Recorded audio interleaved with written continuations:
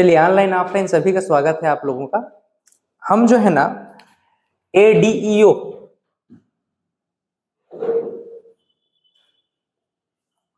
Assistant development extension officer, सब जानते हो इसके बारे में, है ना। असिस्टेंट डेवलपमेंट एक्सटेंशन ऑफिसर काफी अच्छा पद है भाई। ये आप अंतिम में CEO भी बनते हैं, जनपद CEO, चीफ एग्जीक्यूटिव ऑफिसर।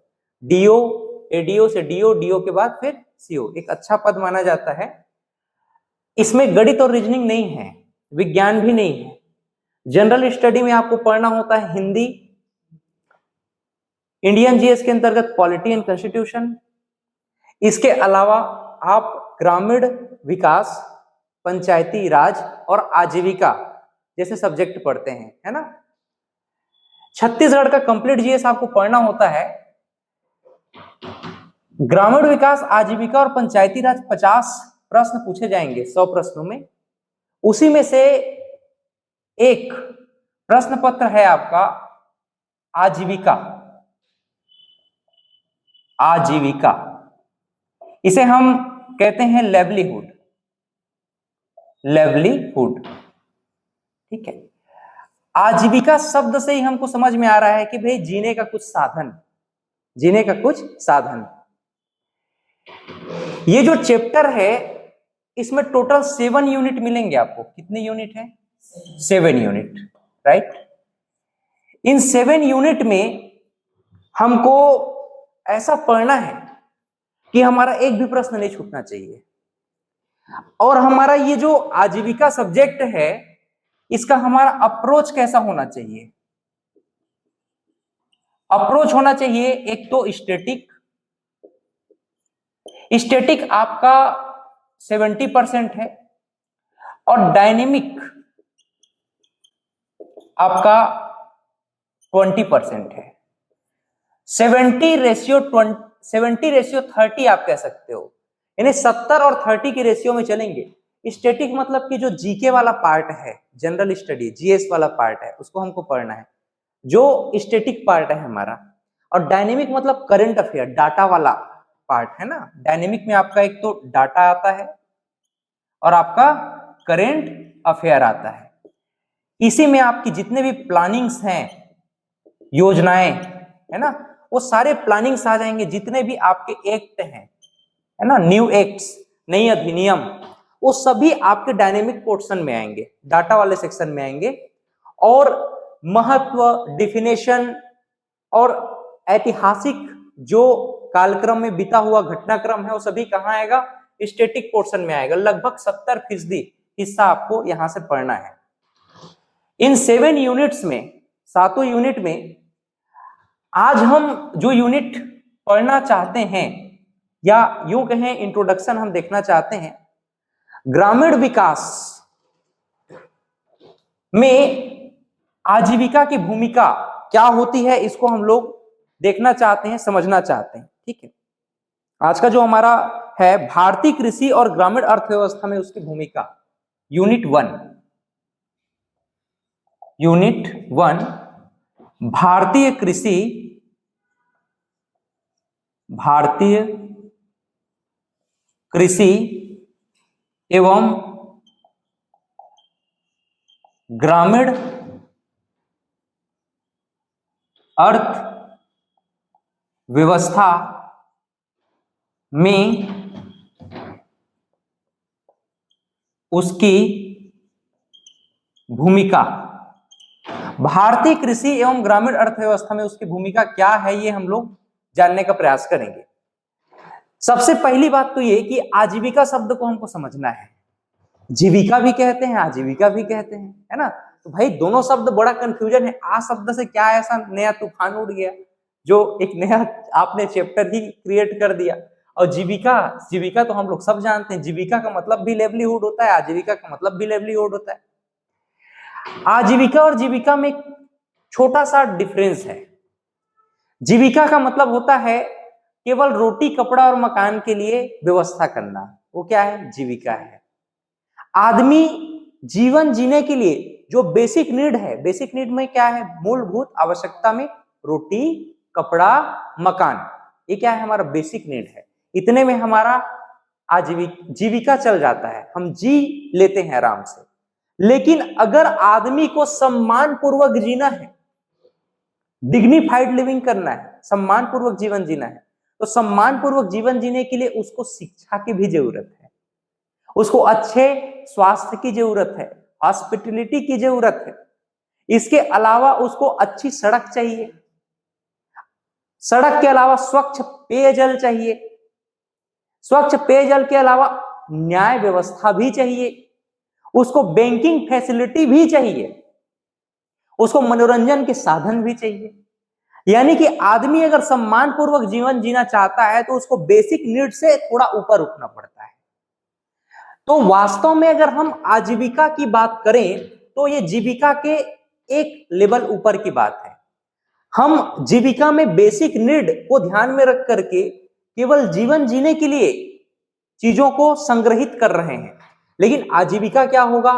आजीविका जो है जीवन को बेटर ढंग से कैसे हम जिए, लाइफ को स्टैंडर्डाइजेशन कैसे लेकर के जाएं, स्टैंडर्ड कैसे बनाएं, इसको ध्यान में रख करके हम आजीविका का अध्ययन करते हैं। इसी आजीविका में हमारा पहला यूनिट क्या है? भारतीय कृषि एवं ग्रामीण अर्थव्यवस्था में इसकी भूमिका। भारतीय कृषि एवं ग्रामीण अर्थव्यवस्था में इसकी भूमिका। सबसे पहली बात, ये भारत शब्द को हम समझते हैं। अगर हम भारत की बात करें, ठीक है, तो भारत में ये अपना जो टेरिटरीज है भारत का 32,87,263 किलोमीटर स्क्वायर का है ना। 15 अगस्त 1947 को आजाद हुआ, 26 जनवरी 1950 को भारतीय संविधान लागू हुआ। जिस दिन से भारतीय संविधान लागू हुआ उस दिन से हम जो है एक रिपब्लिक कंट्री के रूप में काम कर रहे हैं, रिपब्लिक के रूप में जी रहे हैं, हम स्वतंत्र रूप से जी रहे हैं।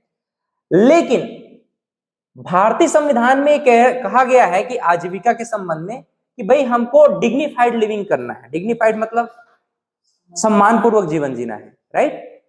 अब सम्मान पूर्वक जब जीवन जीना है तो सम्मान पूर्वक जीवन जीने के लिए इस 32,87,263 किलोमीटर स्क्वायर में हम देखें 121.02 करोड़ तो 2011 की जनगणना के अनुसार लोग हैं। अभी तो नया जनगणना आया नहीं है ना। 121.02 करोड़ 2011 की जनगणना के अनुसार लोग हैं। अगर हम इसी को अभी कैलकुलेट करें तो 150 करोड़ जनसंख्या चला जा रहा है। 2023 में 140 करोड़ जनसंख्या थी, अभी 2 साल में 150 से पार चला गया है ना। यानी दुनिया को पीछे कर दिया भारत जनसंख्या के कंडीशन में। अब ये भी बोला जा रहा है कि भाई भारतीय जो अर्थव्यवस्था है इसमें भूमिका भारतीय कृषि का क्या होगा, वो भी ग्रामीण भारतीय कृषि का क्या होगा अर्थव्यवस्था में भूमिका। तो ये जो 121 करोड़ जनसंख्या की अगर हम बात करें तो 2011 के डाटा और 2024 में जो नया डाटा आया है हमारा, इसमें ये कहा गया भारतीय प्रधानमंत्री गरीब जन कल्याण योजना में ये कहा गया कि भाई हम भारत के 80 करोड़ जनसंख्या को, गरीब जनसंख्या को अन्न प्रोवाइड करा रहे हैं। कितने करोड़ जनसंख्या? 80 करोड़ गरीब जनसंख्या। 121 करोड़ तो जनसंख्या ही है, इसमें से 80 करोड़ क्या है? गरीब है।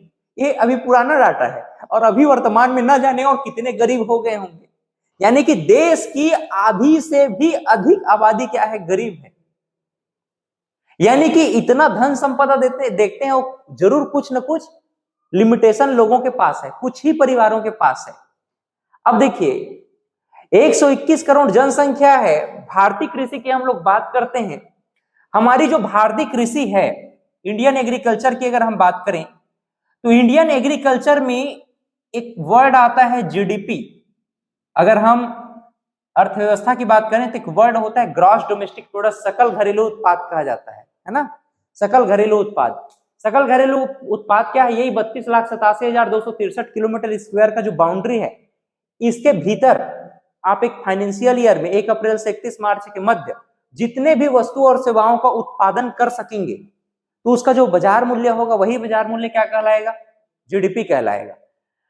तो भारत के जीडीपी में 2024 25 के आर्थिक सर्वेक्षण के अनुसार, 2024 के आर्थिक सर्वेक्षण के अनुसार मात्र 16% कंट्रीब्यूशन किसका है? भारतीय कृषि का, यानी एग्रीकल्चर का। इसमें भी पशुपालन और मत्स्य जो है सर्वाधिक योगदान कर रहा है, यानी कि लगभग 5 से 6% का योगदान किसका है? लगभग 6% योगदान किसका है? पशुपालन और मत्स्य यानी मछली पालन का, है ना। यानी कि मात्र 10% बाकी कृषि व्यवस्था से आ रहा है। तो ऐसी कंडीशन भारत में हमको देखने को मिल रही है। अगर हम इंडिया की बात करें तो इंडिया में लगभग 58%, कितने परसेंट? 58% लोग कहां रहते हैं? गांव में, ग्रामीण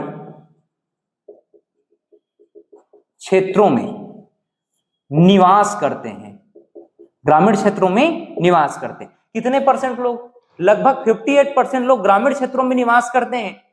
देश में कंट्रीब्यूशन एग्रीकल्चर से कितना जा रहा है? 16.7%। लोग कितने रहते हैं? 58%। जस्ट डबल है कि नहीं? डबल से भी ज्यादा है, मतलब 2 गुना ज्यादा है। तो 2 गुना ज्यादा है तो हमारे पास एक बहुत बड़ी चुनौती हो गई, चैलेंज हो गया कि भाई हम इतने % लोगों को रोजगार उपलब्ध कैसे कराएं। इनके पास तो रोजगार भी नहीं है, ग्रामीण क्षेत्रों में रखते हैं, इंफ्रास्ट्रक्चर की कमी है, संसाधन की कमी है। ये लोग सब ग्रामीण क्षेत्र में रह रहे हैं, इनके पास न रोजगार है, न खाने पीने का ठीक से व्यवस्था है, न यातायात का साधन है, न बिजली है, न पानी है। तो हम क्या करें? इन इतने लोगों को हमको आजीविका के लिए संसाधन जुटाने हैं। तब जाकर के हम आजीविका शब्द को लेकर के आए कि भाई हम क्या करें, ऐसा हम लोग को क्या करना चाहिए।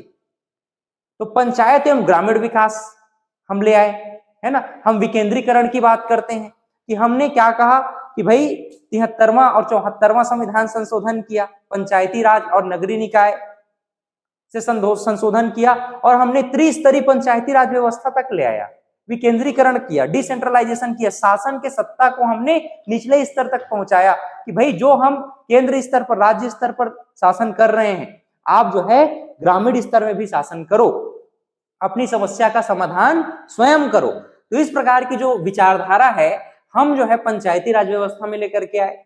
हमने ये कहा कि भाई हम आपको आजीविका के अवसर प्रदान करेंगे, हम आपको आजीविका के अवसर प्रदान करेंगे। तो आजीविका के अवसर हम कैसे प्रदान करेंगे? आजीविका के अवसर, आजीविका के अवसर हम कैसे प्रदान करेंगे? हमारे पास ऐसा क्या मीडियम है, ऐसा क्या माध्यम है जो हम आजीविका के अवसर प्रदान करें आपको? तो हमारे पास एक माध्यम है, ठीक है। हमने कहा कि भाई हम पंचायती राज व्यवस्था लेकर के आ गए, आजीविका के अवसर प्रदान करना है आपको। तो आजीविका के लिए हम क्या कर सकते हैं? मूल रूप से हम आपको कुछ इंफ्रास्ट्रक्चर प्रोवाइड कराएंगे। हम आपको क्या कराएंगे? कुछ इंफ्रास्ट्रक्चर प्रोवाइड कराएंगे। इसके अलावा आपके पास जो रिसोर्स है ना, गांव में रिसोर्स है, उसी को हम इकोनॉमिक्स मींस में कन्वर्ट कर देंगे, आर्थिक साधन में कन्वर्ट कर देंगे। हम आपको क्या करेंगे? सबसे पहले इंफ्रास्ट्रक्चर प्रोवाइड कराएंगे। दूसरा, आपके पास जो लोकल रिसोर्सेस है, आपके पास जो सामान्य संसाधन है ना, लोकल रिसोर्सेस, इस लोकल रिसोर्सेस को हम इकोनॉमिक्स मींस में कन्वर्ट कर देंगे। इसमें इकोनॉमिक्स मींस मतलब आर्थिक गतिविधि में इसको हम बदल देंगे, आर्थिक गतिविधि में हम इसको कन्वर्ट कर देंगे। अच्छा, आर्थिक गतिविधि में जब इसको हम लोग कन्वर्ट करते हैं, लोकल रिसोर्सेस क्या है जरा बताइए? भूमि, आपका बांस, तेंदुपत्ता, है ना, लोकल क्राफ्ट, अगर कोई हैंड क्राफ्टिंग में अच्छा है, कुशल है, कोई जो है मूर्ति कला जानता है, कोई पेंटिंग जानता है, कोई सिलाई बुनाई जानता है, तो क्या है? एक प्रकार का लोकल रिसोर्सेस है, लोकल जुगाड़ है। उन सभी को हम क्या बनाएंगे? आर्थिक गतिविधि बना देंगे। इन सबको ध्यान में रखते हुए हम आपके लिए क्या कर सकते हैं? किसी लोकल ऑर्गेनाइजेशन का गठन कर सकते हैं। लोकल ऑर्गेनाइजेशन जैसे कि सेल्फ हेल्प ग्रुप, स्वयं सहायता समूह, इस प्रकार के ग्रुप हम आपके लिए बना देंगे। हम इन सब के अलावा आपको ना फंडिंग करेंगे, ऋण उपलब्ध कराएंगे। हम आपको ऋण उपलब्ध कराएंगे, ऋण उपलब्ध करा देंगे। और ऋण उपलब्ध कराने के बावजूद, ऋण उपलब्ध कराने के बाद आपको हम एक पूरा संगठन, एक लोकल ऑर्गेनाइजेशन आपको बना के देंगे। हम लोकल रिसोर्सेस को कैसे गतिविधि में बदलना है ये बताएंगे। इंफ्रास्ट्रक्चर प्रोवाइड कराएंगे, इंफ्रास्ट्रक्चर में ही आपको हम ट्रेनिंग देंगे। हम आपको प्रधानमंत्री कौशल विकास योजना के माध्यम से ट्रेनिंग देंगे। हम आपको मुख्यमंत्री कौशल विकास योजना के माध्यम से ट्रेनिंग देंगे। हम आपको स्किल डेवलपमेंट कराने के बाद हम आपको ऋण उपलब्ध कराएंगे। हम आपको नाबार्ड से ऋण उपलब्ध करा देंगे। हम आपको जो कोऑपरेटिव बैंक हैं, ठीक है, कोऑपरेटिव बैंक से ऋण उपलब्ध करा देंगे। हम आपको मुद्रा योजना के तहत ऋण उपलब्ध करा देंगे।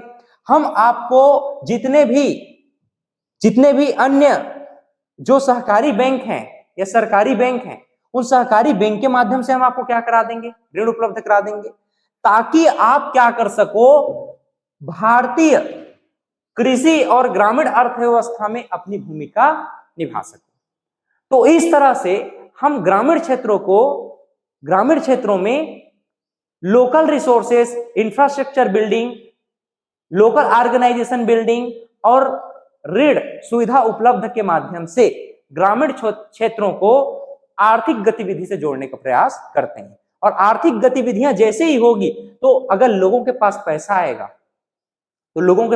आएगा तो अपने बच्चों को अच्छी शिक्षा प्रदान करेंगे, अच्छे खाना लाएंगे, अच्छे खाना खिलाएंगे। इसके अलावा अच्छी शिक्षा, अच्छे खाना के अलावा जो है टीवी, दूरसंचार, मोबाइल टेक्नोलॉजी, इसका उपयोग करना सीखेंगे। तो कुल मिलाकर के यूं कह सकते हैं कि जो डिग्निफाइड लिविंग है, एक सम्मानजनक जीवन जीने का तरीका है, वो ग्रामीण विकास के माध्यम से पूर्ण हो सकता है। ठीक, तो ये आजीविका का मूल पर्पस है, उद्देश्य है। हम भारतीय कृषि को थोड़ा सा और समझने का प्रयास करेंगे ताकि ये आर्थिक गतिविधियां हमको बेटर ढंग से समझ में आ जाए। भारतीय कृषि, देखिए भारतीय कृषि क्या है, इसको नोट कर लिए क्या आप? नोट कर लिए ना यहां? चलिए ठीक है, नोट कर लिया करिए। मैं जो है भारतीय कृषि पर थोड़ा सा आना चाह रहा था। अब भारतीय कृषि को थोड़ा समझने का प्रयास करेंगे हम लोग। भारतीय कृषि,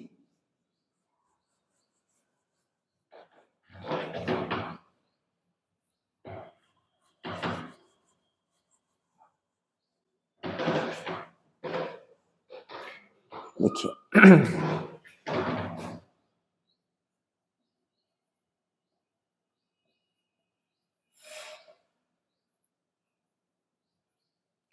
इंडियन एग्रीकल्चर, सबसे पहले आपको यह जानना है कि इंडियन एग्रीकल्चर आर्थिक अर्थव्यवस्था में पहला क्षेत्र कहलाता है। ठीक है, इंडियन एग्रीकल्चर जो है प्राइमरी सेक्टर का कहलाएगा, प्राथमिक क्षेत्र कहलाएगा। और 3 क्षेत्र होते हैं, प्राथमिक, द्वितीयक और तृतीयक। कृषि और संबद्ध क्षेत्र प्राथमिक क्षेत्र है, निर्माण और विनिर्माण या औद्योगिक क्षेत्र द्वितीयक क्षेत्र है, और सेवा क्षेत्र को तृतीयक क्षेत्र कहते हैं। तो इंडियन एग्रीकल्चर की बात करें तो एक कौन सा क्षेत्र में आएगा? प्राइमरी सेक्टर में आएगा। प्राइमरी सेक्टर के अंतर्गत अगर हम इस सेक्टर को समझने का प्रयास करें तो एक तो कृषि इसमें प्रमुख है, कृषि के बाद वानिकी, ठीक है, कृषि, वानिकी, पशुपालन, वेरी गुड, बहुत सुंदर, मत्स्य पालन, ठीक है, मत्स्य पालन, और कुछ याद आ रहा है? खनन और उत्खनन, हालांकि खनन और उत्खनन आप लोग नहीं पढ़ोगे, ठीक है, हमको किसी प्रकार का भाई माइनिंग वगैरह नहीं करना है ना, तो खनन और उत्खनन नहीं। हाँ, लेकिन खनन में अब बोरवेल्स वगैरह का देखेंगे हम लोग, इरिगेशन सिस्टम में जाएंगे, लेकिन उत्खनन अभी नहीं कर रहे हैं हम लोग। कृषि, वानिकी, पशुपालन और मत्स्य पर फोकस्ड रहेंगे। इंडियन एग्रीकल्चर में हम फसल को समझने का प्रयास करते हैं थोड़ा सा। फसल बहुत सारे प्रकार के हैं, लेकिन इंडियन एग्रीकल्चर में 3 प्रमुख फसलों को हम लोग देख सकते हैं। सबसे पहला जो फसल है उसे हम कहते हैं खरीफ फसल। कौन सी फसल? खरीफ फसल। उसके बाद है रबी की फसल, और रबी की फसल के पश्चात है जायद फसल। कौन सी फसल? जायद फसल।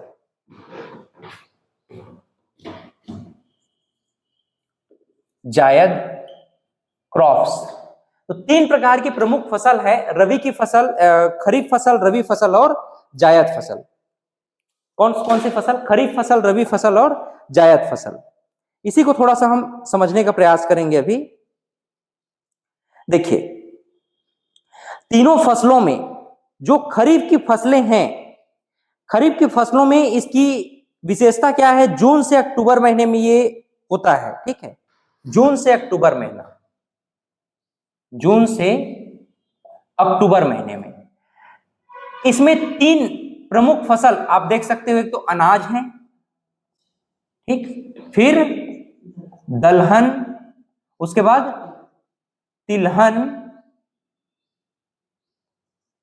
तिलहन और कुछ अन्य फसलें, ठीक है। अनाज, दलहन, तिलहन और अन्य फसल। अनाज में कौन कौन से फसल हैं आप चाहें तो लिख सकते हैं।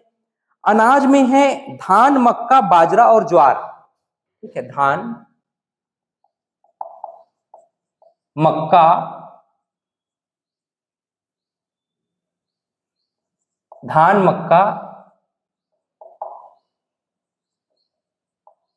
ज्वार, बाजरा, ठीक है। धान, मक्का, ज्वार और बाजरा। दलहन में मूंग, अरहर और उड़द। मूंग, अरहर और उड़द। वहीं अगर तिलहन की बात करें तो तिलहन में है सोयाबीन, मूंगफली और तिल। सोयाबीन, मूंगफली और तिल। सोयाबीन, मूंगफली और तिल। वहीं अगर अन्य फसलों में देखें तो कपास, गन्ना और जूट। कपास, गन्ना और जूट। ये जो कपास, गन्ना और जूट है, ये नगदी फसल भी कहलाता है या कमर्शियल क्रॉप्स भी कहलाता है। अब देखो, इसमें अगर रबी की फसल की बात करें तो रबी की फसल जो है अक्टूबर से मार्च, सर्दी ऋतु में, अक्टूबर से मार्च यानी विंटर सीजन में इसको हम लोग बोते हैं। इसमें भी 3 प्रकार की फसलों को देखेंगे, अनाज, दलहन, तिलहन और कुछ अन्य फसल को भी देख लेते हैं। अगर अनाज की बात करें तो अनाज इस समय हम लोग मूल रूप से गेहूं और जौ, है ना। दलहन में चना और मसूर। गेहूं, जौ, दलहन में चना और मसूर। वहीं अगर हम तिलहन की बात करें, सरसों, अलसी, सरसों, अलसी,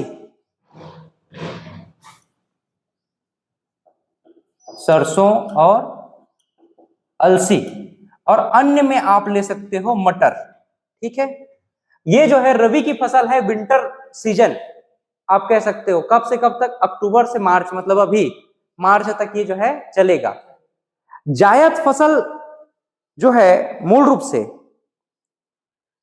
मार्च से जून तक बोया जाएगा। कब से कब तक? मार्च से जून तक, मार्च से जून तक। अब मार्च से जून में मूल रूप से जो फसल है, तरबूज, खरबूजा और खीरा प्रमुख है इसमें। तरबूज, खीरा, खरबूजा, इसके अलावा सूरजमुखी, सूरजमुखी, सूरजमुखी और तिल, सूरजमुखी और तिल। इंडियन एग्रीकल्चर में जो फसलों की बात कर रहे हैं, खरीफ फसल, रबी फसल और जायद फसल, इसके अलावा बहुत सारी फसलें हैं, जैसे वाणिज्यिक फसल होता है, आहार संबंधी फसल है ना, फ्रूट से संबंधित फसल है, पशु चारा से संबंधित है। तो बहुत सारे फसल हैं, लेकिन हम लोग जो मूल फसल है उस पर ही बात करेंगे। मूल फसल क्या है? खरीफ फसल, रबी फसल और जायद फसल। तो इंडियन एग्रीकल्चर के अंतर्गत ये प्रमुख फसलें होती हैं और ये प्राथमिक क्षेत्र के अंतर्गत प्रमुख फसल के रूप में भारतीय किसान इसको उगाते हैं। ठीक, अब देखिए हमने क्या कहा कि भाई ये जो खरीफ फसल है, खरीफ फसल सबसे इंपॉर्टेंट है। 1647.05 लाख मीट्रिक टन का उत्पादन 2024-25 में हुआ है। किसमें? खरीफ फसल में। एक अच्छा पैदावार है और लगभग ऐसा आप कह सकते हो 5.7% वृद्धि हुआ है पिछले साल की अपेक्षा, यानी कि 1647.05 लाख मीट्रिक टन के साथ हम खरीफ फसल में आगे रहे हैं। इसके अलावा ये तो इंडियन एग्रीकल्चर में फसलों की बात हो गई। हम मत्स्यन और पशुपालन, मत्स्यन एवं पशुपालन को भी प्रमुख आधार मान करके चलते हैं। मत्स्यन और पशुपालन को आधार मान के चलते हैं और मत्स्यन और पशुपालन के माध्यम से भी हम अधिक से अधिक पैदावार और लाभ ले रहे हैं। अब देखिए ये जो एग्रीकल्चर है, एग्रीकल्चर में हम लोगों ने जो फसल देखा है, अब हमको किसानों को क्या करना है? आर्थिक लाभ देना है। आर्थिक लाभ देने के लिए हमको अब गवर्नमेंट क्या कर रही है? प्रधानमंत्री फसल बीमा योजना, किसान क्रेडिट कार्ड सुने हो? किसान क्रेडिट कार्ड, कृषि वंदन योजना, कृषि वंदन योजना, और एक आध नाम बताओ। सबसे बढ़िया लाभ यह है कि हम फसलों पर क्या देंगे? एमएसपी देंगे। एमएसपी, मिनिमम सपोर्ट प्राइस, न्यूनतम समर्थन मूल्य कहते हैं ना। तो धान पर, तो दलहन, तिलहन और अनाज पर सभी पे क्या मिल रहा है आजकल? एमएसपी मिल रहा है। एमएसपी का मतलब क्या है? मिनिमम सपोर्ट प्राइस, मतलब इससे कम आपको नहीं मिलेगा, उससे कम नहीं मिलेगा। मिनिमम सपोर्ट प्राइस, आपका जो फसल है उसमें एक मिनिमम वैल्यू तो आपको प्रोवाइड कराया ही जाएगा। ये क्या है? एमएसपी कहा जाता है। और कुछ लाभ दे रहा है क्या गवर्नमेंट? गवर्नमेंट एक बढ़िया प्लेटफॉर्म लेकर के आया है। इस प्लेटफॉर्म को हम क्या बोलते हैं? ई नाम कहते हैं। ई नाम प्लेटफॉर्म। ई नाम प्लेटफॉर्म एक क्या है? ऑनलाइन पोर्टल है। ये commerce to commerce, C to C business, यानी एक प्रकार से ऐसा कह सकते हो कि व्यापारी और किसान को लिंकअप करने का ये माध्यम है। व्यापारी क्या करेगा? पहले व्यापारी लोग क्या करते थे? किसी भी भाव में किसानों को जाते थे, उनका 10 एकड़ 20 एकड़ 25 एकड़ का जमीन है, उनको बोलते कि तुम्हारा 20-25 एकड़ में तुम जो है ना सूरजमुखी उगाओ और इसका पूरा का पूरा मैं इतने रेट में ले लूंगा। मतलब फिक्स नहीं रहता था। लेकिन ई नाम पोर्टल में क्या है? अब उनको एक न्यूनतम, पहली बात तो एमएसपी देना ही पड़ेगा उनको। कोई भी किसान अगर किसान से कोई खरीदना चाह रहा है व्यापारी, तो व्यापारी को एक न्यूनतम मूल्य देना पड़ेगा। और दूसरी बात, कितना मूल्य दे रहा है? वो जो सीबीटी के माध्यम से चेक विड्रॉल के माध्यम से किसान तक वह जो है बैंक अकाउंट में जाएगा पैसा। यानी कि आप किसान के साथ अब धोखाधड़ी नहीं कर सकते। आप किसान का उत्पाद लेना चाहते हो, तो आप ई नाम पोर्टल के माध्यम से आप उनसे जुड़ेंगे और जो भी वो आपको लाभ पहुंचाया जाएगा उसका सीधा सीधा ट्रांजैक्शन आपको उसके अकाउंट में करना पड़ेगा। किसके माध्यम से? ई नाम पोर्टल के माध्यम से। तो ये एक बहुत ही बढ़िया माध्यम बना है जो किसानों के लाभ के लिए है, किसानों के भलाई के लिए है। इसके अलावा हम लोग देखें, प्रधानमंत्री गरीब कल्याण अन्न योजना है ना, प्रधानमंत्री गरीब कल्याण अन्न योजना। इसमें मैंने बताया कि अभी वर्तमान में 80 करोड़ से अधिक गरीब लोग इसका लाभ ले रहे हैं। किसान क्रेडिट कार्ड की बात करें तो अभी वर्तमान में 2024 के डाटा में 7.75 करोड़ लोग इसका लाभ ले रहे हैं। 7.75 करोड़ लोग, करोड़ किसान है ना, 7.75 करोड़ किसान इसका लाभ ले रहे हैं। इसी प्रकार से अगर हम प्रधानमंत्री फसल बीमा योजना की बात करें तो प्रधानमंत्री फसल बीमा योजना में अभी लगभग 4 करोड़ लोग इसका लाभ ले रहे हैं। लगभग 4 करोड़ लोग इसका लाभ ले रहे हैं। यहां पर भी 80 करोड़ लोग और यहां पर 7.75 करोड़ लोग ले रहे हैं। किसान वंदन योजना का देखना पड़ेगा डाटा क्या है। एमएसपी में क्या है, सभी फसलों पर एक न्यूनतम मूल्य आपको देना है। ई नाम प्लेटफॉर्म क्या है, एक ऑनलाइन पोर्टल है जिसमें व्यापारी और किसान आपस में कनेक्ट होते हैं और विपणन करते हैं। क्या करेंगे, विपणन। विपणन मतलब मार्केटिंग, विपणन का मतलब क्या है, मार्केटिंग, यानी डायरेक्ट मार्केटिंग का एक माध्यम है ई नाम पोर्टल। ठीक है, तो ये लाभ मुख्य रूप से हमको देखने को मिल रहा है। ये जो पहला चैप्टर था हमारा भारतीय कृषि एवं ग्रामीण अर्थव्यवस्था में इसकी भूमिका, इसमें 2 प्रमुख बातें हैं। हालांकि 3 यूनिट है इसके अंदर, सब यूनिट। पहला है ग्रीन रिवॉल्यूशन, दूसरा व्हाइट रिवॉल्यूशन और तीसरा है एनिमल हस्बेंड्री, पशुपालन, है ना। तो पहला हम लोग अभी देखेंगे ग्रीन रिवॉल्यूशन।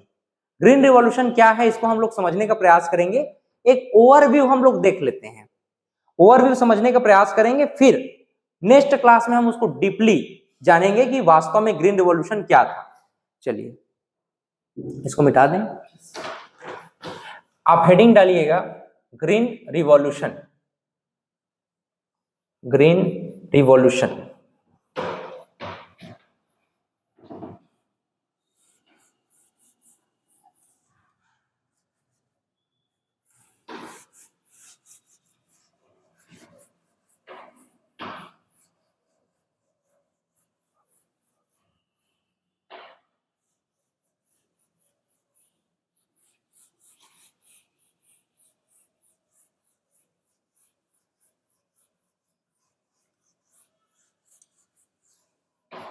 चलिए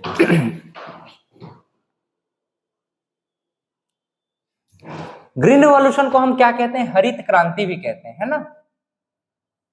ग्रीन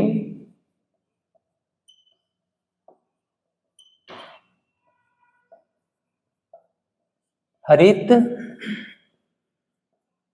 क्रांति, ग्रीन रिवॉल्यूशन या हरित क्रांति। सबसे पहली बात तो ये कि हरित क्रांति क्या है हमको समझना है। हरित क्रांति में सबसे पहली बात तो वैज्ञानिक अनुसंधान है, वैज्ञानिक अनुसंधान, और दूसरा है नवाचार। पहला क्या है, वैज्ञानिक अनुसंधान, और दूसरा है नवाचार। इन दोनों के माध्यम से हमने क्या किया, HVY हाई यील्ड वैरायटी को डेवलप किया। मतलब इसको संकरित बीज या हाइब्रिड बीज बोलते हैं। नवाचार के माध्यम से न्यू इनोवेशन बोलते हैं इसको, नवाचार मतलब इनोवेशन। और वैज्ञानिक अनुसंधान के माध्यम से हमने HVY किया। इसके अलावा हमने यंत्रीकरण किया, यंत्रीकरण, मैकेनाइजेशन, है ना। हमने और क्या किया, हमने उर्वरक का उपयोग किया। इसको हम लोग क्या बोलते हैं, फर्टिलाइजर कहते हैं। क्या कहते हैं, फर्टिलाइजर, फर्टिलाइजर कहते हैं। ठीक है, हमने HVY लाया, हाई यील्ड वैरायटी लाया, यंत्रीकरण किया, रासायनिक उर्वरक का उपयोग किया। हमने एक और काम किया, इरिगेशन सिस्टम को दुरुस्त किया, यानी सिंचाई तंत्र, इरिगेशन सिस्टम यानी सिंचाई तंत्र। इरिगेशन सिस्टम को हमने क्या कर दिया, मजबूत कर दिया। इसके अलावा हमने बहुत सारे एग्रीकल्चरल रिसर्च किए, यानी कृषि अनुसंधान किए, कृषि अनुसंधान।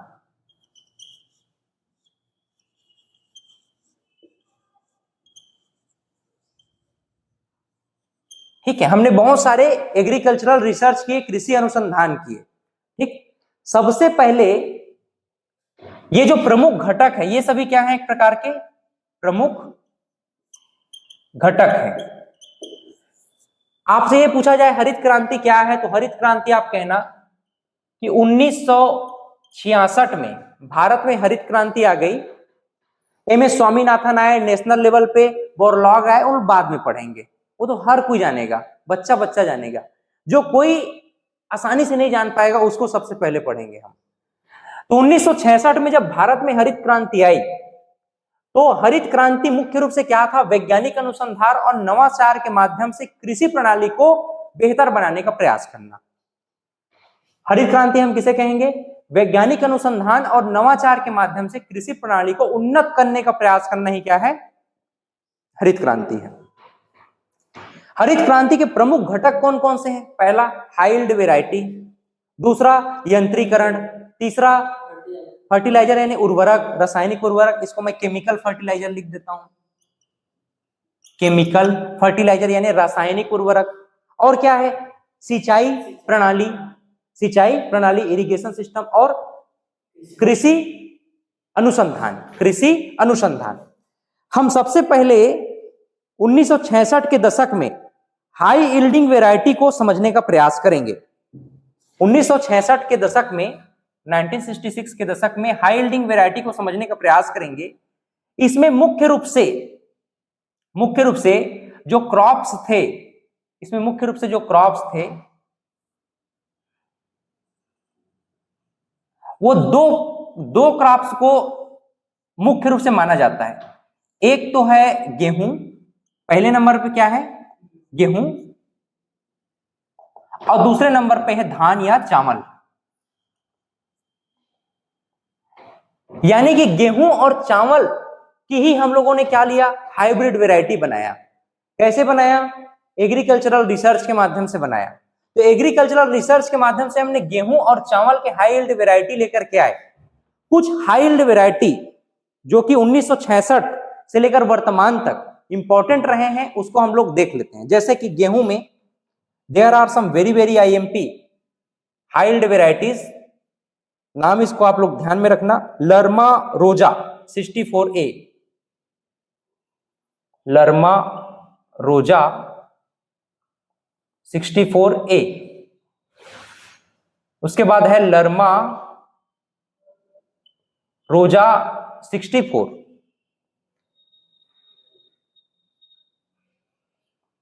पेंजामो 620, पिटिक 62, पिटिक 62, C8 सेरोस, C8 सेरोस, कल्याण सोना,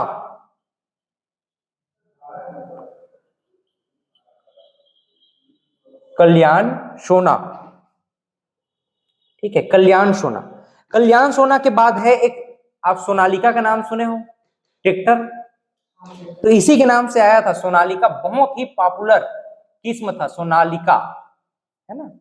तो सोनालिका के नाम से फिर ट्रैक्टर का नाम ही आ गया सोनालिका, ठीक है। उसमें देखना गेहूं का बाली भी दिखेगा सोनालिका में, है ना, तो गेहूं का ही वेराइटी है सोनालिका, ठीक।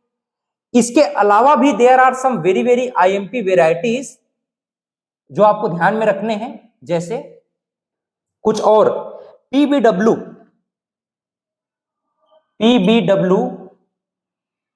343, PBW 502, PBW 550, PBW 550, WH 1105, WH 1105, HD 2967, very very IMP लिखना है ना, HD 2967 सबसे उन्नत किस्म, आप HD 2967 को देख सकते हैं। इसके बाद HD 3086, HD 3086। इसके बाद देखिए कुछ और किस्म है HD 3086 के बाद,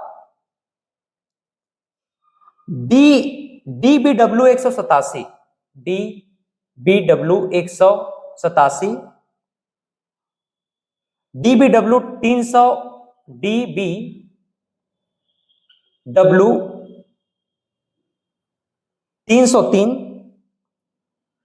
HI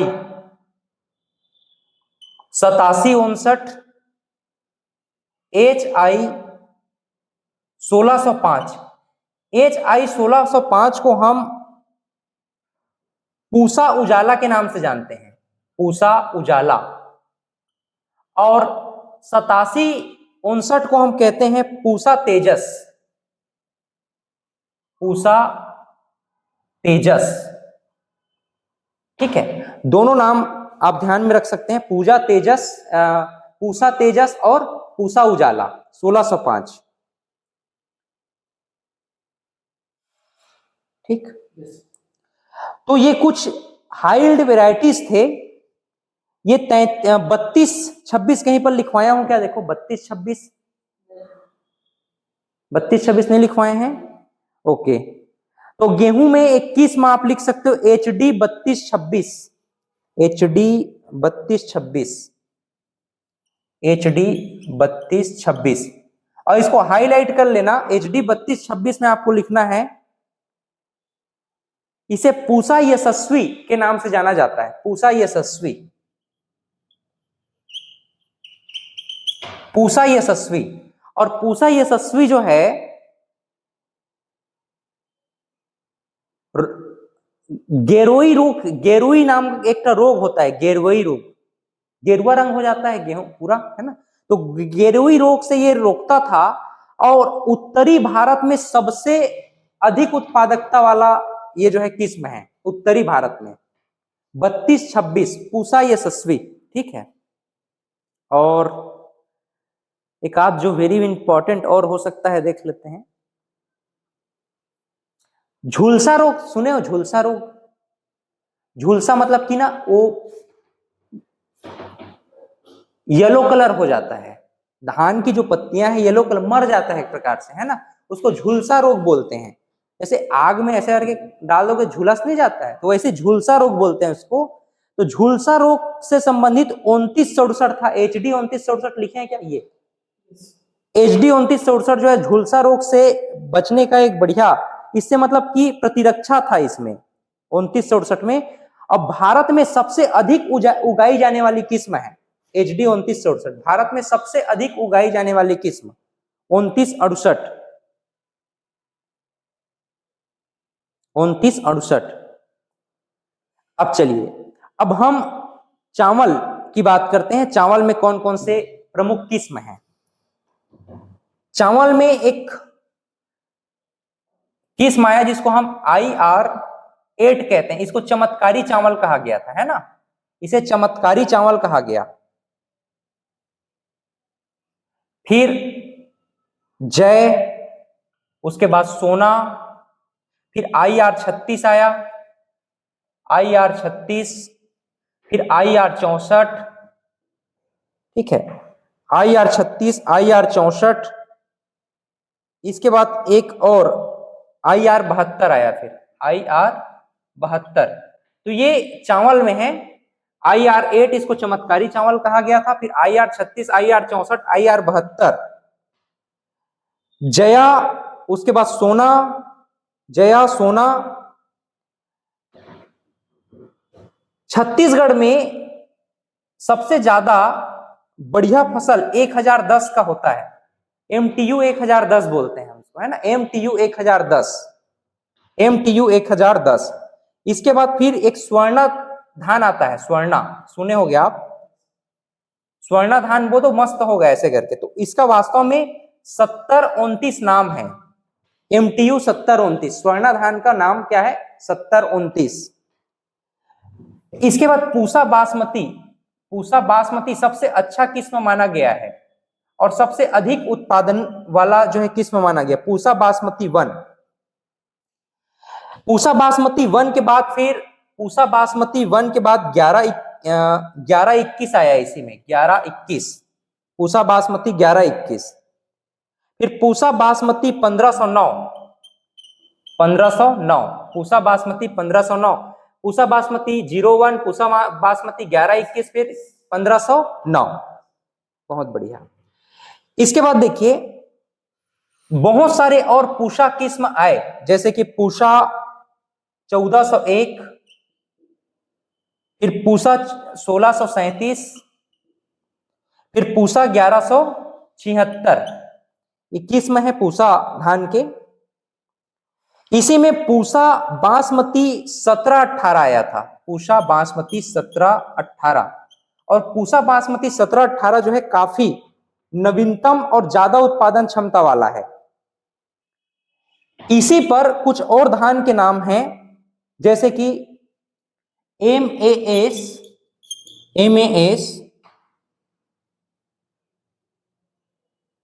946 एक, 946 एक, ये एक धान का नाम है। CR धान 310, CR धान 310 और CR धान 801, ये भी किस्म है। एक और धान आया CSR, एक खारे पानी के लिए बनाया गया है इस किस्म को, खारे पानी में आसानी से उपज जाता है। CSR 36, इसको ध्यान में रखना, आप नोट कर लेना। CSR 36 ये जो है खारे पानी के लिए स्पेशली, यस, खारे पानी के लिए स्पेशली इसको डेवलप किया गया था। छत्तीसगढ़ में कुछ गेहूं के हैं क्या? छत्तीसगढ़ में गेहूं के कुछ उपज हैं छत्तीसगढ़ में। तो देखो छत्तीसगढ़ में कुछ नाम आप लोग नोट कर लेना, जैसे कि सुजाता, सुजाता एक किस्म है छत्तीसगढ़ में गेहूं का ना, गेहूं वाले सेक्शन में लिखना। इसके अलावा GW 273, GW 273 छत्तीसगढ़ में उपजाया जाता है गेहूं में, GW 273। 2025 में छत्तीसगढ़ व्हीट करके आने वाला है, छत्तीसगढ़ व्हीट, इसका नाम रखा गया है, अपकमिंग है 2025 में, लेटेस्ट अभी आया नहीं है, इस पर शोध चल रहा है।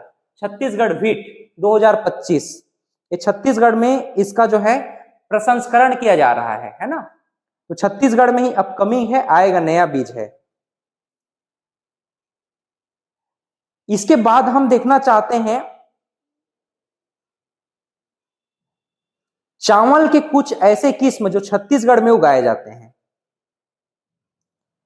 तो छत्तीसगढ़ में सबसे ज्यादा इंपॉर्टेंट और सबसे पॉपुलर छत्तीसगढ़ की अगर बात करें, देखिए छत्तीसगढ़ में देख लेना है ना, छत्तीसगढ़ में MTU 1010 मोस्ट उगाने जाने वाला ये चावल है ना।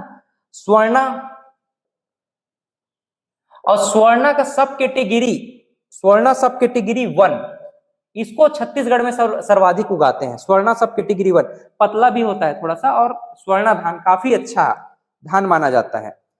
छत्तीसगढ़ में IR 64 इंपॉर्टेंट है, IR 36 भी छत्तीसगढ़ में उगाया जाता है, IR 36 लगा दो ऐसा बोलते हैं। CR धान 310, CR धान 310 छत्तीसगढ़ का प्रमुख धान है, ठीक। इसके अलावा छत्तीसगढ़ में राजेश्वरी नाम का एक धान है, राजेश्वरी के अलावा है DDR धान 50, DDR धान 50, DDR धान 50 यानी 50। पूसा बासमती 1718, कहीं पर लिखे हैं क्या पूसा बासमती 1718?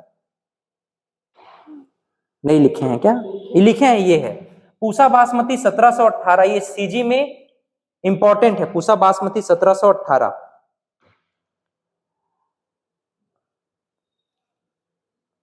पूसा बासमती 1718।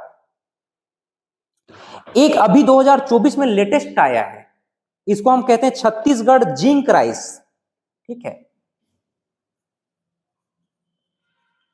छत्तीसगढ़ जिंक राइस नाम है इसका, जिंक राइस, ठीक है, लेटेस्ट है 2024 में, छत्तीसगढ़ जिंक राइस। एक IGKV राजेश्वरी 2021 आया है, IGKV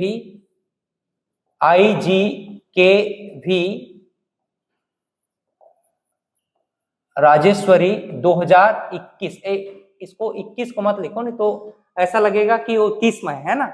2021 में आया आईजी के भी राजेश्वरी, ठीक है।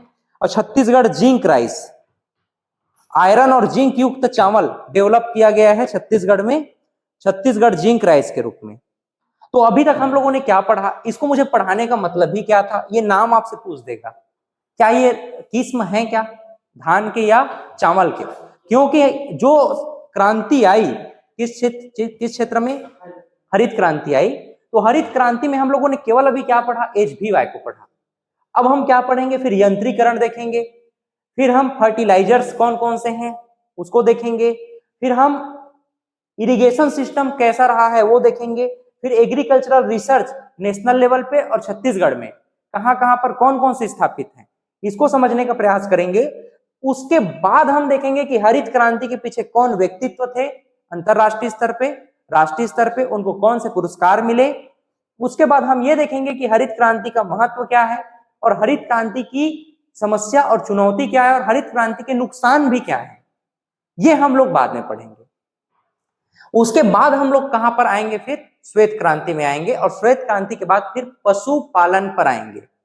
पशुधन लास्ट चैप्टर है आपका, केवल हम लोग पशुपालन देखेंगे कि छत्तीसगढ़ में मुख्य रूप से कौन कौन से पशुपालन होता है, जीडीपी में उसका क्या कंट्रीब्यूशन है, ये हम लोग समझने का प्रयास करेंगे। तो यहां तक चीजें कनेक्ट हो पा रहा है, समझ पा रहे हैं, ठीक है। इतना अगर आपने पढ़ लिया यूनिट वाइज सारे सब्जेक्ट को इसी क्रम में आपने पढ़ लिया, कुछ भी प्रश्न आपके छूटने वाले नहीं है, ठीक। तो उम्मीद करता हूं आप सब भी बहुत ध्यान से सुन रहे हैं, ऑनलाइन में भी, ठीक है। ऑनलाइन हो ऑफलाइन हो जैसा भी हो, आप लोग कनेक्ट रहें और बहुत बारीकी से आपको पढ़ना है, ध्यान से पढ़ना है, चीजों को समझते हुए पढ़ना है, नोट्स बनाते हुए चलना है। हम आपके साथ हैं, इसी तरह से आप पढ़ते रहें, आगे बढ़ें, एक पोस्ट पाए, इन्हीं शुभकामनाओं के साथ। Thank you.